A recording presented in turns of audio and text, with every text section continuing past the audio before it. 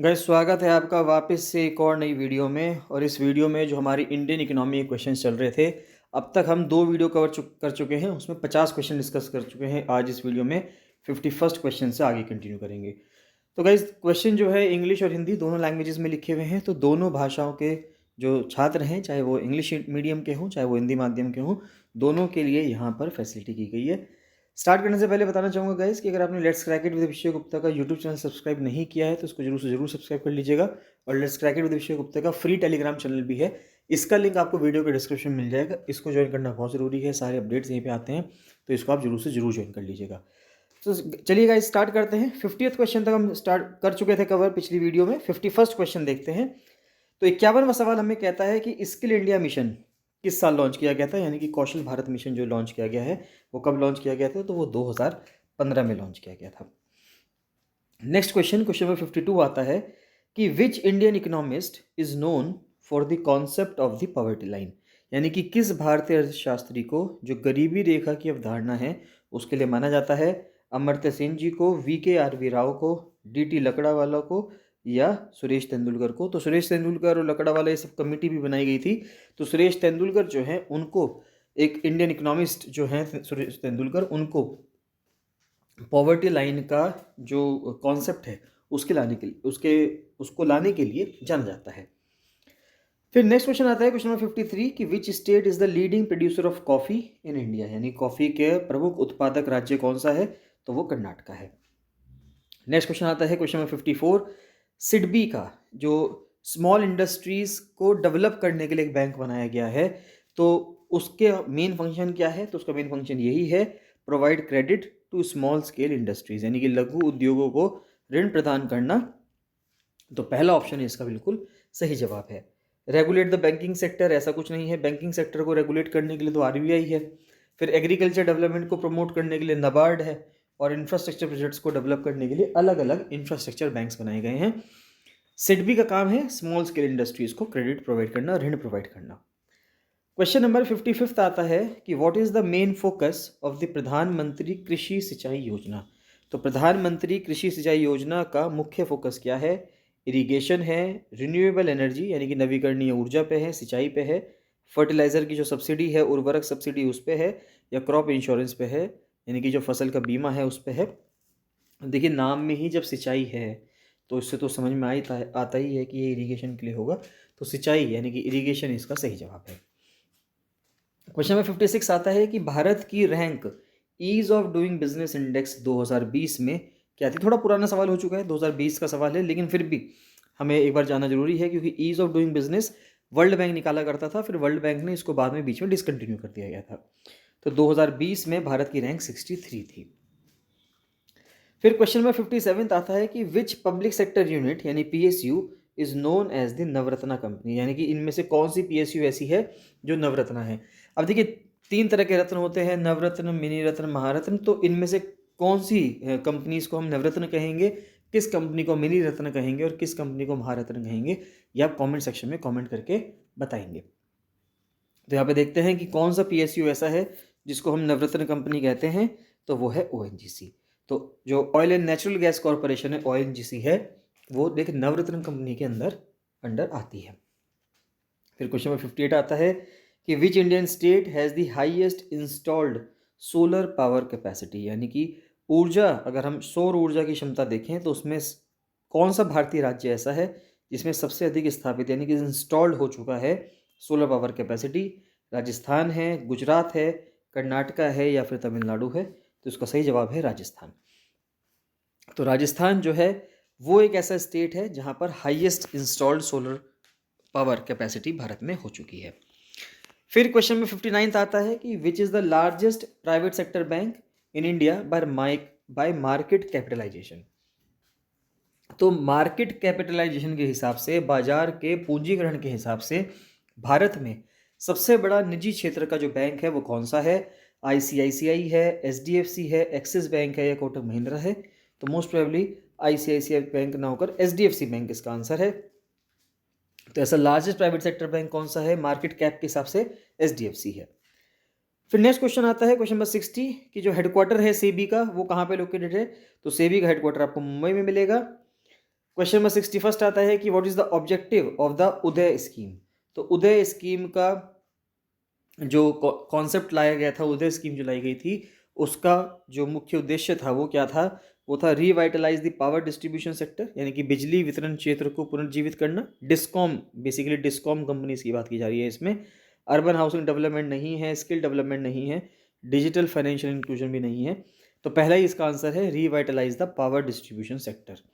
ठीक है, तो पावर डिस्ट्रीब्यूशन यानी जो डिस्कॉम कंपनीज हैं, डिस्ट्रीब्यूशन कंपनीज हैं बिजली के क्षेत्र में, उसको वापस से उठाना। फिर नेक्स्ट क्वेश्चन आता है question number 62, the term devaluation refers to. अब मूल्यन अगर हम शब्द का अर्थ ढूंढना चाहें तो डीवैल्यू का मतलब क्या होता है? Reduction in the value of domestic currency, यानी कि जो आपकी करेंसी है उसकी वैल्यू में कुछ रिडक्शन हो जाए, यानी कि उसकी में कुछ कमी हो जाए, या घरेलू मुद्रा के मूल्य में वृद्धि हो जाए, यानी कि इंक्रीज हो जाए, टैक्सेशन में कुछ कमी आ जाए, या जीडीपी ग्रोथ में कुछ कमी आ जाए। तो डीवैल्यू का मतलब होता है जब आपने अपनी करेंसी की वैल्यू घटा दी हो। तो यानी कि इसका ए ऑप्शन बिल्कुल सही होगा, reduction in the value of domestic currency, यानी कि घरेलू मुद्रा के मूल्य में कमी कर देना। क्वेश्चन नंबर 63 बहुत ही बेहतरीन क्वेश्चन आता है कि what is India's target for achieving net zero emissions. हर देश जो हैं, जो पेरिस क्लाइमेट एग्रीमेंट के पार्ट थे और कॉन्फ्रेंस ऑफ पार्टीज UNFCCC की जो कॉप मीटिंग्स होती हैं उसमें पार्टिसिपेट करती हैं। लगभग दुनिया के सभी देश जो हैं वो अलग अलग सालों को बता चुके हैं कि हम उस साल तक अपने देश को कार्बन न्यूट्रल कर लेंगे। कार्बन न्यूट्रल या नेट जीरो का मतलब क्या हुआ? ऐसा नहीं है कि वहाँ पे गाड़ियाँ चलनी बंद हो जाएंगी, फैक्ट्रीज काम करना बंद कर देंगी, कि कोई भी उत्सर्जन नहीं हुआ। उत्सर्जन होगा, लेकिन जितना कार्बन उत्सर्जन होगा, जितने कार्बन एमिशंस होंगे, उतने ही मात्रा में पेड़ पौधे लगाकर या और दूसरे तरीकों से हम क्या करेंगे, उस कार्बन को वापस से सोख भी लेंगे। यानी जितना कार्बन निकल रहा है उतना ही कार्बन वापस सोख लिया गया है, तो बैलेंस हो गया, बराबर हो गया हिसाब। तो उसको नेट जीरो कहा गया है। तो भारत ने 2070 एक टारगेट लिया है कि हम 2070 तक भारत को नेट जीरो बना देंगे। चाइना ने इसको 2060 कहा है। अलग अलग देश जो हैं वो अलग अलग ऐसा टारगेट अपना बता रहे हैं। फिर नेक्स्ट क्वेश्चन आता है क्वेश्चन नंबर 64 कि which state is the largest producer of spices in India, यानी मसालों का सबसे बड़ा उत्पादक राज्य कौन सा है? तो वो केरला है। केरला में सबसे ज़्यादा मसाले होते होंगे, तो केरला में ही होते हैं, तो केरला इसका आंसर है। क्वेश्चन नंबर 65 है कि which of the following is not a feature of A developed economy, यानी कौन सा एक इसमें विशेषता ऐसी है जो एक विकसित अर्थव्यवस्था की विशेषता नहीं है? हाई पर कैपिटा इनकम, ये तो होती ही है। लो डिपेंडेंसी ऑन एग्रीकल्चर, ये भी होता है। हाई लेवल ऑफ अनएम्प्लॉयमेंट, हाँ ये नहीं होता भाई। जब डेवलप्ड इकोनॉमी है तो वहाँ पर अनएम्प्लॉयमेंट क्यों होगा? एडवांस टेक्नोलॉजी, ये बिल्कुल होगा। तो इनमें से पूछा गया था कि कौन सा एक फीचर नहीं है, तो कौन सा नहीं है? सी ऑप्शन नहीं है, हाई लेवल ऑफ अनएम्प्लॉयमेंट, बेरोजगारी का उच्च स्तर, ये नहीं होता। नेक्स्ट क्वेश्चन, क्वेश्चन नंबर 66 आता है what does NPA stand for in banking. तो बैंकिंग क्षेत्र में एनपीए का क्या मतलब है? एनपीए का मतलब है कि ऐसे लोन अकाउंट्स, बैंक अकाउंट्स जिन पर लोन गया हुआ है लेकिन वो लोन वापस नहीं आ रहा। तो अगर वो लोन वापस नहीं आ रहा है तो उनको क्या कहा जाता है? उनको नॉन परफॉर्मिंग एसेट्स या एनपीए कहा जाता है। तो बी ऑप्शन जो है, गैर निष्पादित संपत्ति, नॉन परफॉर्मिंग एसेट्स, उसको कहा जाता है। फिर क्वेश्चन नंबर 67 आता है what is the main focus of the Bharatmala project.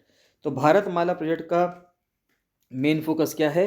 तो उसका भारतमाला का मेन प्रोजेक्ट है हाईवे डेवलपमेंट का। भारत सरकार इसके ऊपर जो ministry of road transport and highways है, श्री नितिन गडकरी जी के अंडर काफ़ी हद तक इस पर काम कर रही है और पूरे भारत में एक जो बेहतरीन सड़कों का जाल है उसको बिछाया जा रहा है। फिर नेक्स्ट क्वेश्चन आता है क्वेश्चन नंबर 68 कि which organization manages the direct benefit transfer in India, यानी कि कौन सा एक ऐसी ऑर्गेनाइजेशन है, संस्था है, संगठन है जो प्रत्यक्ष लाभ हस्तांतरण, डायरेक्ट बेनिफिट ट्रांसफर का फायदा लोगों को तो पहुंचा रही है, उसको मैनेज कर रही है। तो उसका सही जवाब है मिनिस्ट्री ऑफ फाइनेंस, यानी कि जो वित्त मंत्रालय है सारा का सारा जो इसके ऊपर का जो कारोबार है वो वित्त मंत्रालय के ऊपर है। फिर क्वेश्चन नंबर 69 देखते हैं कि which country is the largest trading partner of India in crude oil imports, यानी कि जो कच्चे तेल के हम जो आयात करते हैं उसमें भारत का इस टाइम पे सबसे बड़ा व्यापारिक साझेदार कौन सा देश है? यानी सबसे ज़्यादा तेल हम सऊदी अरेबिया से इंपोर्ट कर रहे हैं, यूएई से, इराक से या यूएसए से। तो सबसे ज़्यादा तेल हम लेते हैं इराक से।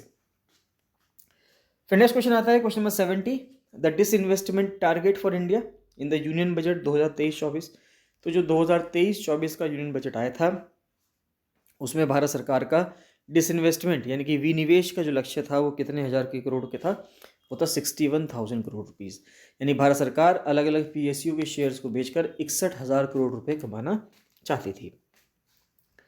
फिर नेक्स्ट क्वेश्चन आता है क्वेश्चन नंबर 71 कि which agricultural scheme aims to double farmers income by 2022। तो इनमें से कौन सी स्कीम ऐसी थी जो 2022 तक किसानों की जो आय थी उसको दुगना करना चाहती थी। तो इनमें से वो कोई भी स्कीम नहीं है, ना तो PMFBY, PMKSY, soil health card scheme, इनमें से कोई सी भी स्कीम नहीं है। तो कौन सी स्कीम है वो, ये आप ऑप्शन में कमेंट सेक्शन में कमेंट करके बताएंगे कि ऐसी कौन सी स्कीम थी। फिर क्वेश्चन नंबर 72 देखते हैं। क्वेश्चन नंबर 72 कह रहा है कि which is the nodal agency for implementing PM गति शक्ति स्कीम। तो प्रधानमंत्री जो गति शक्ति स्कीम है उसको इम्प्लीमेंट करने के लिए कौन सी नोडल एजेंसी है, तो वो है department for promotion of industry and internal trade, DPIIT। तो उद्योग और आंतरिक व्यापार का जो संवर्धन विभाग है DPIIT है, वो उसके लिए रिस्पॉन्सिबल है। फिर नेक्स्ट क्वेश्चन आता है क्वेश्चन नंबर 73 कि which organization issues sovereign gold bonds in India. तो कौन सी संस्थान ऐसी है, संगठन ऐसा है जो सोवरन गोल्ड बॉन्ड इशू करता है भारत में, तो वो है RBI। क्योंकि RBI ही गोल्ड के ऊपर यहाँ पे एक आधिकारिक रूप से भारत सरकार की तरफ से लोगों को बॉन्ड दे सकता है। फिर नेक्स्ट क्वेश्चन आता है क्वेश्चन नंबर 74 कि what is the primary objective of the stand up India scheme. तो जैसे स्टार्टअप स्कीम चली थी, स्टार्टअप स्टैंड अप, तो जो स्टैंड अप इंडिया स्कीम है उसका प्राथमिक उद्देश्य क्या है, promote entrepreneurship among SC/ST and women entrepreneurs, यानी कि SC/ST और महिला उद्यमों के बीच उद्यमशीलता को बढ़ावा देना, प्रोवाइड एजुकेशन लोन्स, शिक्षा ऋण प्रदान करना, डिजिटल एम्पावरमेंट ऑफ यूथ यानी युवाओं का डिजिटल सशक्तिकरण करना, या एम्प्लॉयमेंट जनरेट करना शहरी क्षेत्रों में, तो शहरी क्षेत्रों में रोजगार सृजन करना। तो स्टैंड अप इंडिया स्कीम का जो ऑब्जेक्टिव था वो क्या था, तो स्टैंड अप स्कीम का जो ऑब्जेक्टिव था वो यही था कि एंटरप्रेन्योरशिप यानी कि जो उद्यमशीलता है उसको बढ़ावा देना है SC/STs के बीच में और महिलाओं के बीच में। गाइस इस वीडियो का आखिरी क्वेश्चन डिस्कस करते हैं, 75th क्वेश्चन डिस्कस करते हैं कि which year so the demonetisation of 500 rupees and 1000 rupees notes in India. तो इनमें से कौन सा साल ऐसा था जिसमें डीमोनेटाइजेशन हुआ 500 और 1000 के नोटों का, तो वो था 2016। 8 नवंबर 2016 की जो डेट थी उस दिन शाम को 8 बजे आके प्रधानमंत्री ने अनाउंस किया कि डीमोनेटाइजेशन होने जा रहा है 500 और 1000 के नोटों का, यानी कि 8 नवंबर की मध्यरात्रि 12 बजे से 500 और 1000 के नोट 2016 में प्रचलन से बाहर हो गए और अब उनको यूज़ नहीं किया जा सकता था। तो गाइज़ ये थे 75 क्वेश्चंस तक हमने डिस्कस किया, अगले 25 सवाल इसमें डिस्कस किए। आई होप कि आप लोग वीडियो के अंत तक बने रहे होंगे। तो जो लोग यहाँ तक पहुँचे हैं उन लोगों को के लिए मैं प्रे करता हूँ कि वे लोगों का जो सिलेक्शन है, जितनी मेहनत से आप इनको वीडियोस को कर रहे हैं कवर, आपके क्वेश्चंस कवर हो रहे हैं, वो सभी के सभी सवाल आपको एग्ज़ाम में देखने को मिले और आप बहुत अच्छे अच्छे मार्क्स के साथ अलग अलग एग्जाम्स में जिस भी एग्ज़ाम की आप तैयारी कर रहे हैं उनको क्लियर करते चले जाएँ। गाइस आपको ये वीडियोस कैसी लग रही है कमेंट सेक्शन में कमेंट करके जरूर बताइएगा। बाकी कुछ भी आपका फीडबैक है, अपडेट्स हैं, किसी और टॉपिक पे आपको वीडियो बनवानी है या बनानी है तो उसको आप कमेंट सेक्शन में कमेंट करके जरूर से ज़रूर बताइएगा। चलिए ठीक है गाइस, बाकी मिलते हैं नेक्स्ट वीडियो में। So thank you and bye bye.